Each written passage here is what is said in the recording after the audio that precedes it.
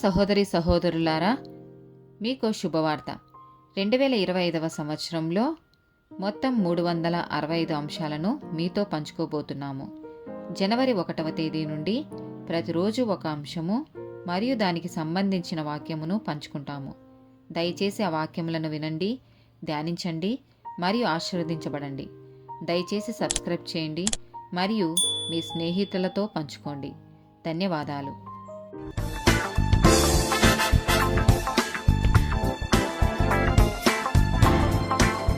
210th day topic లాటరీలు. సామెతల గ్రంథము 13వ అధ్యాయము 11వ వచనం.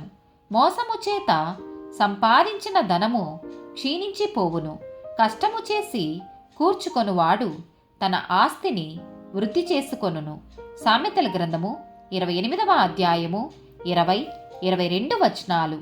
నమ్మకమైన వానికి దీవెనలు మెండుగా కలుగును, ధనవంతుడగుటకు ఆతురపడువాడు శిక్ష నొందకపోడు. చెడు దృష్టి గలవాడు ఆస్తి సంపాదింప ఆతురపడును, తనకు దరిద్రత వచ్చునని వానికి తెలియదు. 1 తిమోతికి రాసిన పత్రిక 6వ అధ్యాయము 9-10 వచనాలు.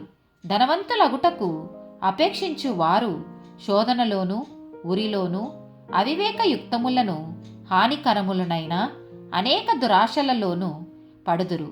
అట్టివి మనుషులను నష్టములోను నాశనములోను ముంచివేయును. ఎందుకనగా ధనాపేక్ష సమస్తమైన కీడులకు మూలము. కొందరు దానిని ఆశించి విశ్వాసము నుండి తొలగిపోయి నానా బాధలతో తమ్మును తామే పొడుచుకొనిరి.